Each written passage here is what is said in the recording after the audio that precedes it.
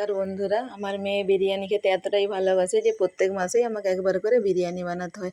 আজ বানাচ্ছি চিকেন দম বিরিয়ানি। এর জন্য আমি 1 কিলো বাসমতি রাইস ভালো করে ধুয়ে ভিজিয়ে রেখে দিচ্ছি 1 ঘন্টার জন্য। আর মশলাটা রেডি করে নিচ্ছি।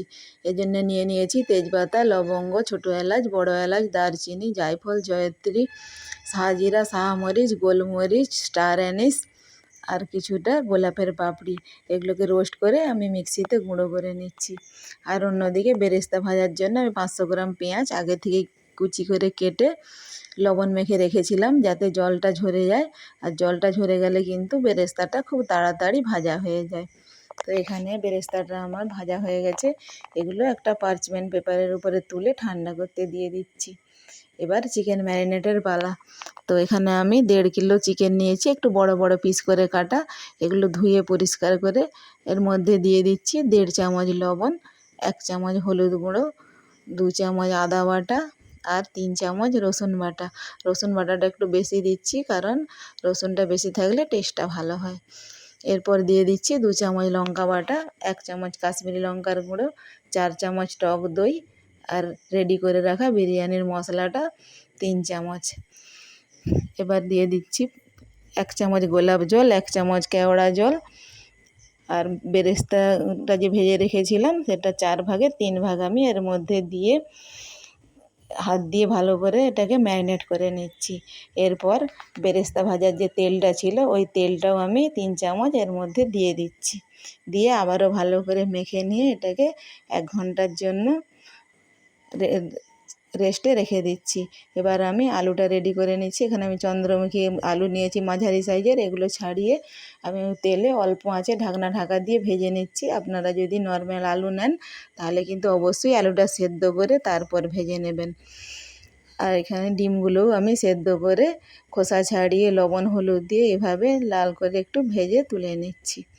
আর ওই তেলের উপরে দিয়ে দিচ্ছি 2 চামচ ঘি। আর ঘিটা গলে গেলে একে একে চিকেনের পিসগুলো সব আমি এর মধ্যে দিয়ে একটু নেড়ে চেড়ে নিচ্ছি। আর এরপর দিয়ে দিচ্ছি হাফ বাটি জল, তা না হলে কিন্তু তলায় বসে যাবে।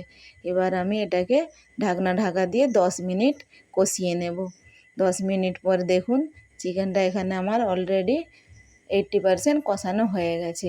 এরপর আমি ভেজে রাখা আলুগুলো এর মধ্যে দিয়ে আবারও 5 মিনিট কষিয়ে নিচ্ছি। আর এদিকে আমি রাইসটা রেডি করে নেব। তার জন্য ডেকচিতে জল বসিয়ে দিয়েছি আর তার মধ্যে দিয়ে দিচ্ছি তেজপাতা, লবঙ্গ, এলাচ, দারচিনি, বেশ কিছুটা লবণ আর কিছুটা সাদা তেল। এবার জলটা ফুটে উঠলেই আমি এর মধ্যে চালগুলো দিয়ে একটা ঢাকা দিয়ে 10 মিনিট রান্না করে নেব।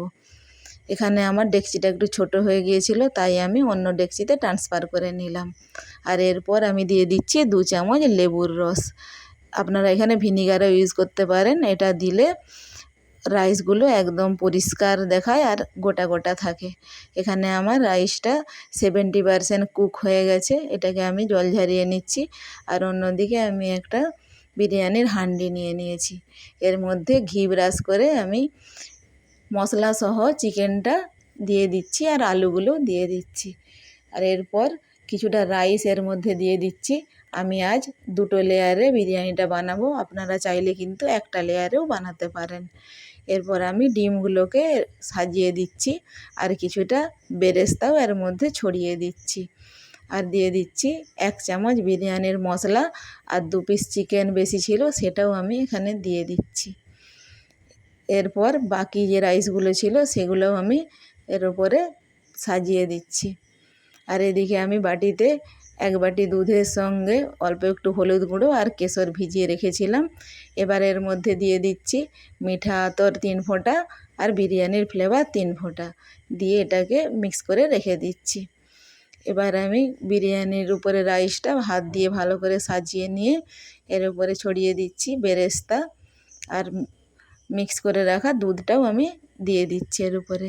কেশর ভিজিয়ে রাখা দুধটা দিলে গন্ধটাও যত ভালো আসে আর কালারটাও কিন্তু ততটাই সুন্দর আসে। এরপর দিয়ে দিচ্ছি আমি 5 চামচ ঘি। এটা বাড়িতে বানানো ঘি। আপনারা চাইলে দোকানের ঘিও ইউজ করতে পারেন, তবে বাড়িতে বানানো ঘি দিলে টেস্টটা বেশি ভালো হয়। এবার দিয়ে দিচ্ছি 1 চামচ বিরিয়ানির মশলা আর একটু পুদিনা পাতা দিয়ে ঢাকা দিয়ে আমি এটাকে এবার দমে বসিয়ে দেবো। যেহেতু আমার এখানে ননস্টিকের হাঁড়ি, তলাটা পুরু, তাই আমি ডাইরেক্ট গ্যাসের উপরে বসাচ্ছি। আপনারা কিন্তু নর্মাল হাঁড়িতে বানালে অবশ্যই একটা তাওয়ার উপরে বসাবেন, তা নাহলে কিন্তু বিরিয়ানিটা পুড়ে যাবে। এরপর আটা দিয়ে জয়েন্ট মুখটা এইভাবে কভার করে দিচ্ছি। আর প্রথমে মিডিয়াম ফ্লেমে 5 মিনিট, তারপর একদম লো ফ্লেমে আরও 10 থেকে 15 মিনিট আমি এটাকে কুক করে নিচ্ছি। আর এরপর আমি ওভেনটা বন্ধ করে আরও 10 মিনিট রেস্টে রেখে দিচ্ছি। 10 মিনিট পর চলুন আপনাদেরকে দেখাই বিরিয়ানিটা কেমন হয়েছে। এবার একটা হাতার সাহায্যে আমি নিচ থেকে বিরিয়ানিটা আপনাদের তুলে দেখাচ্ছি। দেখুন কতটা রাইসটা ঝরঝরে হয়েছে, আর কালারটাও ততটাই সুন্দর এসেছে, আর গন্ধটা তো অতুলনীয়, সেটা বলে বোঝানো যাবে না। আপনাদেরকে বাড়িতে বানিয়ে দেখতে হবে। এখানে চিকেনটাও কিন্তু একদম সুন্দর সেদ্ধ হয়ে গেছে। এবার আমি প্লেটে এটা সার্ভ করছি। দেখুন এখানে এতটাই ঝরঝরে হয়েছে বিরিয়ানির রাইসটা যে একটার গায়ে একটা আর লেগে নেই, আর চিকেন আর আলু একদম তুলতুলে হয়ে গেছে। আজ আমি পুদিনা চাটনি ও স্যালাডের সঙ্গে বিরিয়ানিটা সার্ভ করছি। তো রান্নাটা কেমন হয়েছে আপনারা অবশ্যই একবার কমেন্টে জানাবেন। আর আমার রেসিপি ভালো লাগলে আমার চ্যানেলটি সাবস্ক্রাইব করে দিবেন এবং ফেসবুকে গিয়ে ফলো করে দিবেন।